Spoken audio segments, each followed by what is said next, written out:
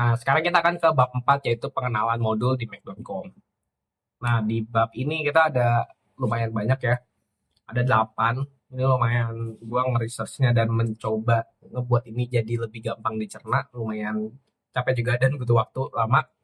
Jadi gua sangat bersyukur kalau misalnya kalian bisa belajar ini, ngerti, dan jangan lupa follow dan subscribe ya. Kalau misalnya kalian mau join komunitasnya ada di bagian bawah, tinggal klik di bagian bawah.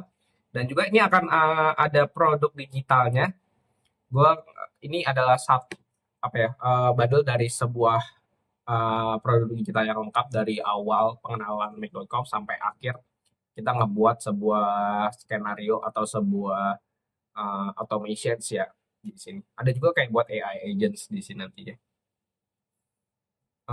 Nanti kalian tinggal klik link di bawah. Oke, kita mulai. Kita akan mulai dari native API. Nah, jadi Mac.com ini terkenal dengan yang udah memiliki 2000 integration apps. Jadi udah banyak banget aplikasi-aplikasi yang udah terintegrasi di Mac.com. Ini ngebuat kita yang AI developer itu jadi lebih mudah, lebih cepat ngebangun sebuah sistem dan launching produk itu atau sistem itu. Ada 2000 plus. Jadi kalau misalnya kita lihat nih, kita create new skenario. Nah, biasanya tuh coba agak lama ya guys. Oke. Nah, ini kan plus nih di bagian kanan ini adalah sebuah integrations. Kalian bisa gunain berbagai macam aplikasi. Misalnya ada Instagram, ada Facebook. Ini kan yang sering-sering nih ya. TikTok udah ada belum ya? Coba kita lihat. Oh, TikTok udah ada nih. Ini buat TikTok buat posting belum ada deh. Tapi untuk reporting, audience, conversions, nah ini lumayan banyak nih. Terus ada ChatGPT atau OpenAPI, ada DeepSeek, terus ada apa lagi? Cloud, sampai Cloud. Apalagi nih yang tools Google, Google Drive, LinkedIn, Telegram, Notion, dan ini banyak banget. Dan caranya itu mudah, misalnya kalian ya, kita pilih aja di Notion kali ya, coba kita tinggal klik. Ini biasanya ada berbagai macam pilihan, kalian tuh mau ngapain, apakah misalnya ke trigger ketika ada sebuah database item itu yang dibuat atau diupdate, ngambil database item, create database item, terus kita watch ya. Jadi ini ke trigger kalau bisa ada perubahan gitu di Notion. Nah, itu kalian tinggal create connections di sini, connection type. Misalnya Notion internal deh. Nah, jadi cara koneksinya itu di Mac.com itu ada beberapa cara ya. Satu, ada token. Jadi kalau misalnya kalian di sini, kalian tinggal ke aplikasi kalian, either itu di Notion atau aplikasi lain, kalian tinggal cari API key-nya, API key, token, atau bisa langsung. Contohnya kayak gini, ini kan token ya. So, kita coba ke Google Sheets misalnya. Kita mau update row, contohnya. Nanti tinggal klik kanan sini nih. Nah, ini tinggal sign in with Google. Jadi gampang. Jadi kayak gitu ya caranya kalau misalnya native API ini kalian mau connect dengan aplikasinya langsung itu ada 3 cara. Yang pertama adalah sign in, yang kedua adalah API key, yang ketiga ada token. Gue, oh ya benar token. Sekarang tuh nggak salah rata-rata tuh aplikasi gunain namanya OAuth token deh, seingat gue. Jadi bisa 3 pakai itu. Kita lanjut dulu. Nah ini tadi udah gue jelasin ya, tinggal di sini connect, masukin API, ada yang masukin API key, ada yang sign in. Nah, di sini ada triggers and webhook. Nah, triggers and webhook ini apa sih? Jadi kalau misalnya triggers ini adalah sebuah modul yang ketika ada perubahan data atau ada kiriman data, modul ini akan ngeproses. Contohnya nih, ini kan ke trigger nih. Jadi misalnya ini apa ya? Gue lupa KP Hopi. Oh oke. Okay. Oke, ini gue jelasin sedikit. Jadi di sini tuh kalau nggak salah brand, gue lupa, gue itu ada form Jadi intinya setiap gue isi form, ini akan ngejalanin di dalam form itu gue jelasin dulu. Dalam isi form itu ada gue harus masukin website yang kontennya itu mau gue ambil atau gue buat sebuah script ya. Nah, ketika gue masukin link dan kontennya apa, itu dia akan nge-trigger ke sini. Nge-trigger langsung masuk ke sini, dia akan langsung ngejalanin sebuah otomasinya. Jadi kalau misalnya dilihat itu biasanya, nah di sini ada misalnya at regular interval, once every day, days of the week. Kalau ini kan ngejalaninnya kayak, oke, ke triggernya misalnya gue daily deh, misalnya kayak gue mau ngepost tiap hari jam 5, bisa aja gue atur di sini jam 5. Nah misalnya itu triggernya adalah scheduling ya. Kedua ada yang misalnya, ini kan ada watch database.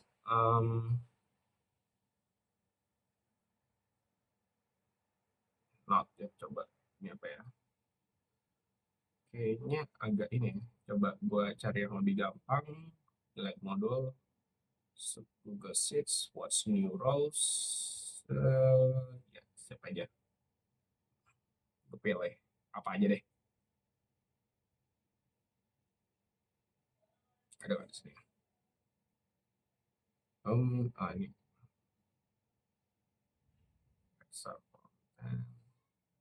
Ini kali ya. Oke. Sheet name-nya sheet 1. Oke. Save. Save. All aja deh. Save. Nah, ini kalau misalnya gua save, terus gua rubah, misalnya, ini kan ada schedule. Kalian juga bisa advance scheduling sih di sini, kalau misalnya kalian pilih ya. Jadi bisa time from dari jam berapa ke jam berapa, harinya hari apa aja, bulannya bulan apa aja. Gua cancel, gua mau save aja, terus gua jalanin ini kali ya setiap jam. Kayaknya nggak ada yang ke trigger ini ya. Mungkin gue harus membuatnya dari sini diagram. Coba gue buka dulu.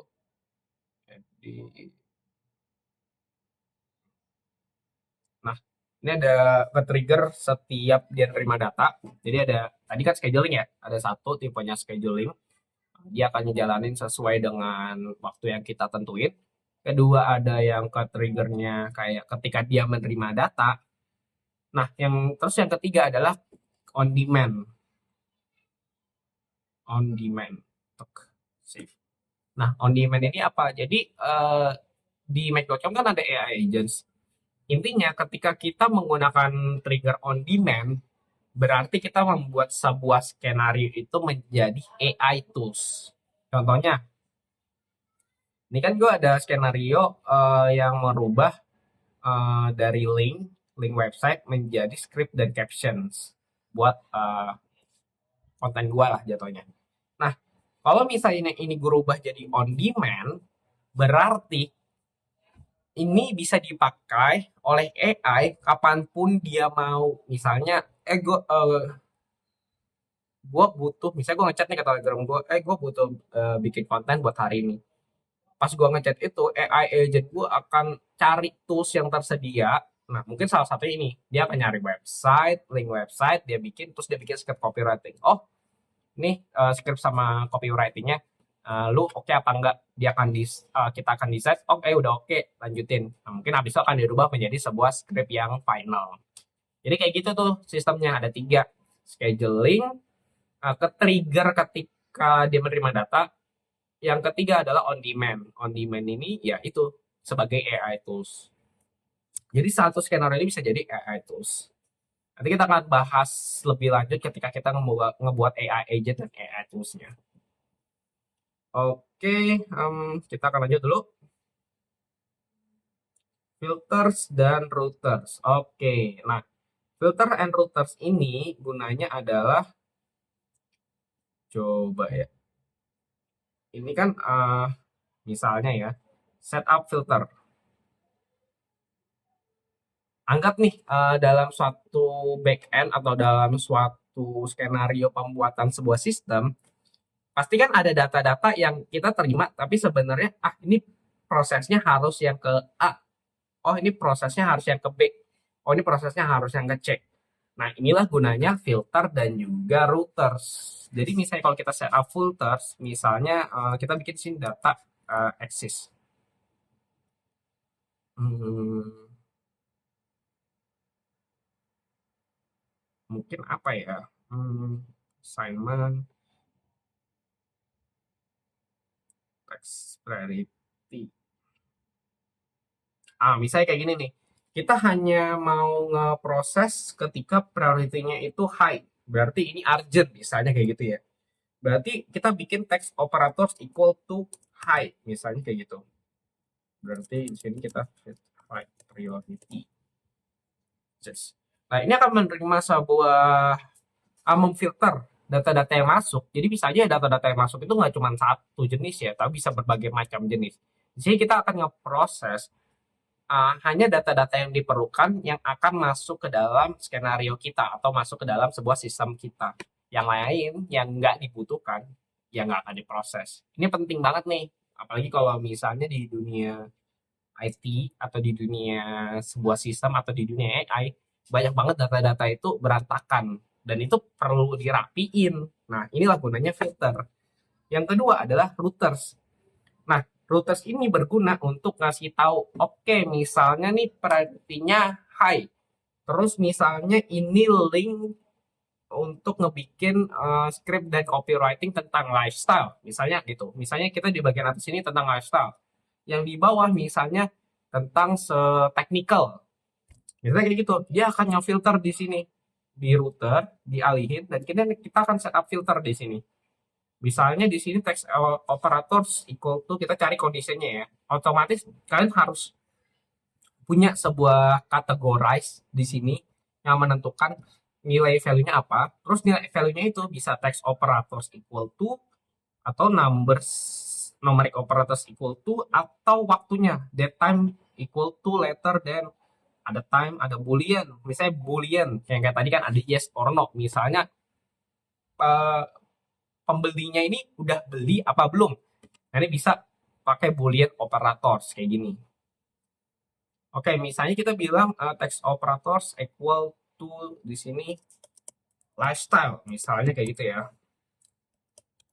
Lifestyle. Save. Sedangkan yang di bawah adalah setup filter technical.